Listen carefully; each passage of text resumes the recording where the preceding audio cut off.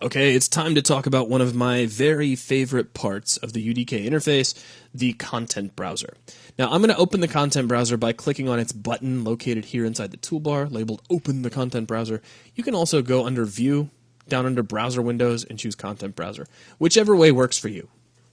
Now, when you open this, it may seem a little bit intimidating if you've never looked at it before. There are a lot of buttons, a lot of icons, a lot of checkboxes, things you can type in, but don't worry. Once you get the hang of what each of these basic areas do, not only will you find that the content browser is very easy to use, but you'll find there's a lot of different ways that you can use it. And you can kind of tailor your own workflow to exactly how you want to make use of this. But first, what is the content browser? Well, this is where you're going to go to find any exterior assets that you want to place in your level. And by exterior assets, I mean things like textures, or static meshes, or like 3D models, basically. Any skeletal meshes, any particle systems. Anything that was created either through some external source like Photoshop or 3ds Max or Maya, or objects that were created with some of UDK's internal editing systems. Basically, any object that is not already coded into the engine itself is all available right here inside your content browser as an asset. Now, again, if it looks a little bit complicated at first, really it's just until you start to understand what each one of these panels are. So let's just break it down into some simple terms. Here on the left-hand side, we have the source panel. This allows us to control where it is we're looking for assets. Just keep that in mind. The left-hand side is really all about where we're looking. Here in the center, we have the filter panel. This allows us to control what it is we're looking for. We can type in a specific name of something, or we can just click on a checkbox to search for an object type. So we have what we're looking for, and on the left we have where we're looking. On the right-hand side, we have our tags panel. This allows us to take any asset and apply a tag to it. So, for instance, we could have a tag for any building pieces that we use, things like brick walls and stairs and things like that, so that at any point we can search by tag and tell the content browser to say, hey, show me everything that could be used for buildings. And it'll pop up because of the tags. We can create our own tags, we can add tags to assets, we can remove them. It's kind of like having your own little label gun, and you can just click labels all over everything. Any object can have as many tags as you like, and we'll talk more about that a little later. Now here in dead center, we have kind of our results panel. This shows us all of the different assets that can be seen based on the filter, which is what we're searching for, and the source, which is where we're looking. It'll just show us all of the different icons for the assets that we have available. Now, right now, I'm not searching for anything, and if you click on the All Assets button, this is really just a great big, huge list of all of the different assets to which we have access, and it just goes on and on and on. But right here at the bottom, we can control how these assets are shown to us here inside the result panel, so I do want to go over this real quick. Now, because this is at the bottom of my screen, it's a little hard to see the tooltip for it, so what I'm going to do is kind of shrink down the content browser just a little bit, and slide it up here into the air, and I guess I'll just stretch it out sideways a little bit.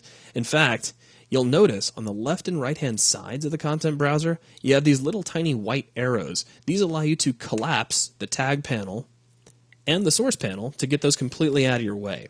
So let's just take a look at this bar underneath our results area, where we can switch to different types of views. Now, by default, we have our thumbnails view, so if I give this a little bit more room, this is the default setting.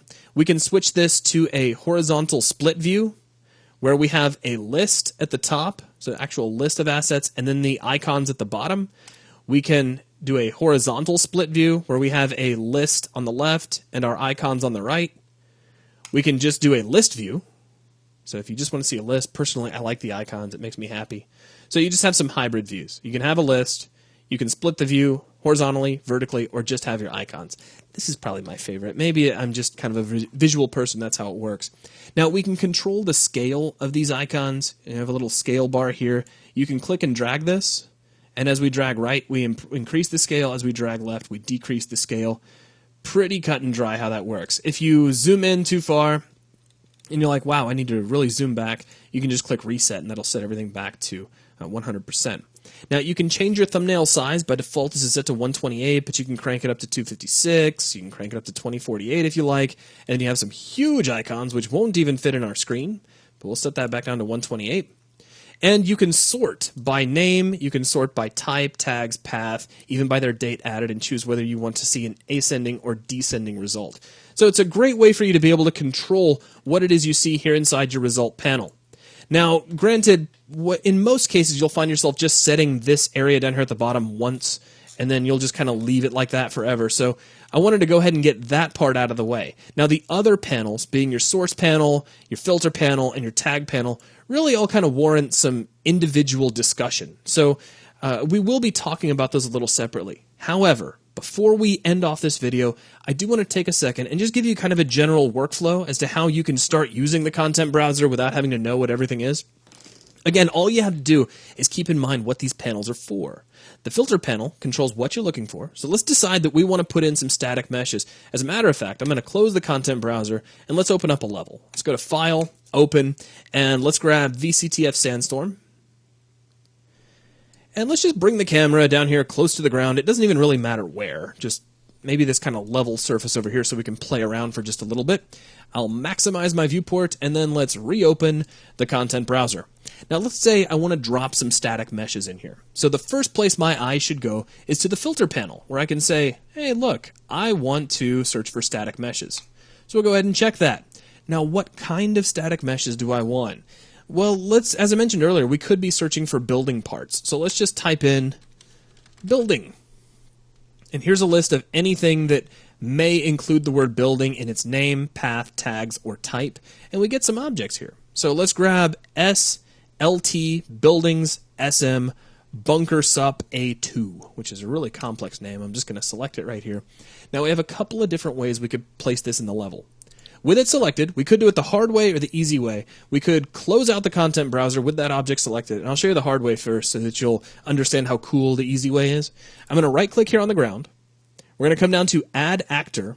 Now, I have to load that static mesh into memory. So we're going to say Load Static Mesh, and then there's the great big name of the static mesh.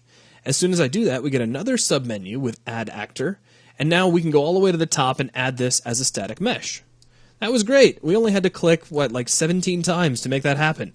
But it works, and it's kind of the older-fashioned method for placing objects into your level. If you've been using Unreal Editor for a while, you're probably at least semi-used to that workflow. But there is an easier way. So let's open up the content browser again. I'm going to go ahead and restore it down to something fairly small, and I'm going to slide it kind of off the screen. Now, if you have a dual monitor setup, it's very cool to take your content browser and just fill up a second monitor with it. But check this out. You can see that static mesh here over inside the content browser. I'm just going to drag and drop, boom. And I can place static meshes right here inside my level just by dragging and dropping. Very, very quick and easy. It's a great way to work. And this doesn't just work for static meshes. Particle systems, materials, they can all be dragged and dropped right out of the content browser. And all we did is we started off by saying, all right, well, I want static meshes and I want building parts, found what I wanted, and just dragged it in. That's a really easy way to work. Now, as we move forward through these videos and you learn about these different panels of the content browser, you may come up with different ways to use the content browser that kind of appeal to your specific workflow. But for now, let's go ahead and end the video here, and then we'll take a closer look at each one of these panels.